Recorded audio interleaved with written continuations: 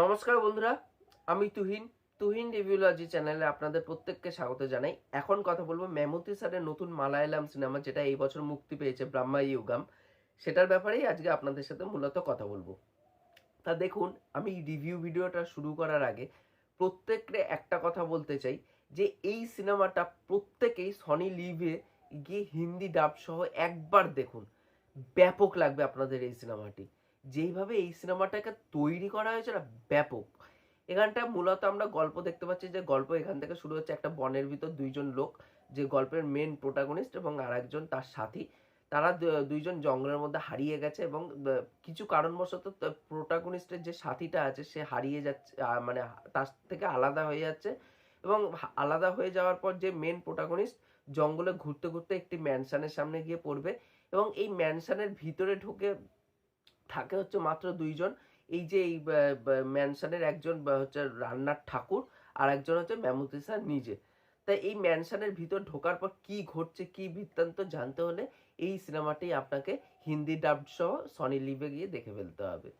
এই সিনেমার ভিজুয়াল, ক্যামেরার ফ্রেম জাস্ট অসাধারণ। যেইভাবে ক্যামেরার বন্দি করা হয়েছে প্রত্যেকটা ফ্রেমকে, দেখতে দুর্দান্ত লাগে। এখানটায় আপনি কিন্তু সিনগুলো এমনভাবেই ডিজাইন করা হয়েছে, এটা অ্যাকচুয়ালি হরার সিনেমা, বাট এমনভাবে ডিজাইন করা হয়েছে যে সিনগুলো দেখলে আপনি হয়তো ভয় পাচ্ছেন না, বাট এখানটা বিজিএম এর কাজ এত সুন্দর না যে আপনি ব্যাক অফ দ্য মাইন্ডে ভাবতে থাকবেন যে এরপর কি হবে, এরপর কি হবে। সেই যে সেই যে সাসপেন্সটা, সেটা থ্রু আউট সিনেমা জুড়ে কিন্তু মেনটেনেন্স থাকে। দুর্দান্ত লাগে। এখানে মেমতি স্যার, উফ, মানে এই বয়সে এসে মেমতি স্যার এত সুন্দর পারফরমেন্স দিচ্ছেন না, মানে ভাবা যায় না এটা। কারণ তিনি রোশাকের মতনও সিনেমা করছেন, তিনি আবার কান্নুর স্কোয়াডের মতনও সিনেমা করছেন, তিনি আবার কাদাল দা কোর বলেও সিনেমাটা করছেন, আবার এই টাইপের সিনেমাও করছেন। মানে ভ্যারিয়েশনটা দেখুন, এই বয়সে এসে নানা রকম ভ্যারিয়েশনের, নানা রকম জনরার সে কিন্তু সিনেমা তৈরি করছে। মানে তাকে আমার দুর্দান্ত লেগেছে। মানে এখানটায় ওই হাসিটা না মেমতি স্যারের, সেটাই পয়সা উসুল করে নিয়ে যায় তার এই হাসিটা দেখার জন্য। এবং এখানটায় যে গল্পের মেন প্রোটাগনিস্ট, তার কাজও খুব সুন্দর। এত সুন্দর লেগেছে বলে বোঝানোর মতন না। এবং যে এখানটায় রান্নার ঠাকুর আছে, এই বাড়িতে যে রান্নার ঠাকুর, তার কাজটাও কিন্তু খুব দুর্দান্ত। এবং লাস্টে গিয়ে যেই চমকগুলো আসে না, দুর্দান্ত লাগে। এখানটায় যে ব্ল্যাক অ্যান্ড হোয়াইটে সেট করা হয়েছে গল্পটাকে, পুরো সিনেমার ন্যারেটিভটাকে একটা ব্ল্যাক অ্যান্ড হোয়াইটের মধ্যে সেট করা হয়েছে। কেন সেট করা হয়েছে সেটা কিন্তু আপনি সিনেমা দেখলে বুঝবেন। এবং এটা কিন্তু মূলত 17th সেঞ্চুরির কিন্তু গল্পটা দেখানো হচ্ছে। এবং এই সিনেমার মাধ্যমে কিন্তু ডিরেক্টর নানা রকম কিন্তু যে সোশ্যাল ইস্যুগুলো, সেগুলো কিন্তু মানে বলছে, মানে এক একটা ক্যারেক্টারের মাধ্যমে। যেরকম এখানটা কাস্টিজমের ব্যাপারটা নিয়ে এখনো বলা মানে কাস্টিজমের ব্যাপারটা নিয়ে বলা হচ্ছে।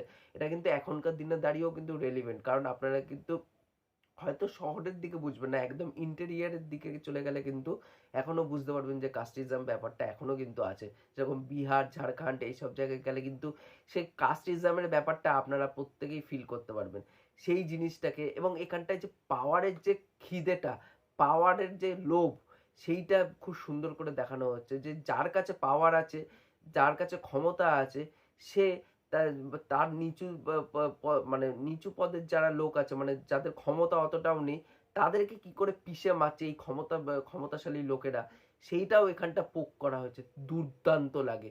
এখানটা যেইভাবে প্রত্যেকটা সিন বাই সিন সুন্দর করে রিক্রিয়েট করেছে, এবং ওই সেঞ্চুরিটাকে এত সুন্দর করে দেখানো হয়েছে, যে 17th সেঞ্চুরিকে বেস করে দেখানো হয়েছে, দুর্দান্ত। এটা মূলত একটা লোকেশন বেসই কিন্তু সিনেমা, যে বাড়িটার ভিতরেই যাচ্ছে গল্পের যে মেন প্রোটাগনিস্ট, তার চারদিকেই কিন্তু এই গল্পটা ঘুরপাক খায়।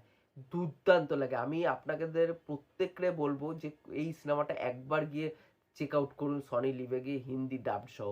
মানে এটা অ্যাকচুয়ালি আপনারা কান্তারা দেখেছেন, যে ওটা কান্নার যে কান্নার কর্ণাটকের যে জিনিসটা, যে ফোকলোরের একটা ব্যাপারটা, সেটা কিন্তু খুব সুন্দর করে দেখানো হয়েছে। মূলত ওটা ম্যাঙ্গালোরের গল্প দেখানো হয়েছিল কান্তারাতে। এটা কিন্তু কেরালার একটা ফোকলোরের কিন্তু গল্প বলছে, আদ্যপ্রান্তভাবে সেই জিনিসটাকে ফোকাস করেছে।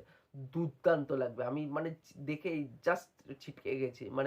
আমি লাস্ট ভালো হরার সিনেমা দেখেছিলাম হচ্ছে তুমবার। তুমবারের পরে এটা একটা খুব সুন্দর একটা হরর সিনেমা দেখলাম, খুব ভালো একটা এক্সপিরিয়েন্স হয়েছে। যদি আপনাদের এই সিনেমাটি দেখা হয়ে থাকে তাহলে অবশ্যই নিচে কমেন্ট করে জানান যে কেমন কি লেগেছে আপনাদের এই সিনেমাটি। আর ওভারঅল সিনেমাটা কিন্তু আমার দুর্দান্ত লেগেছে। আর এই ভিডিওটি ভালো লাগলে অবশ্যই লাইক শেয়ার সাবস্ক্রাইব করে দিয়ে যাবেন, তাহলে মোটিভেশন পাবো আগে নতুন নতুন ভিডিও বানানোর জন্য। এখনকার মতন টাটা, বাই।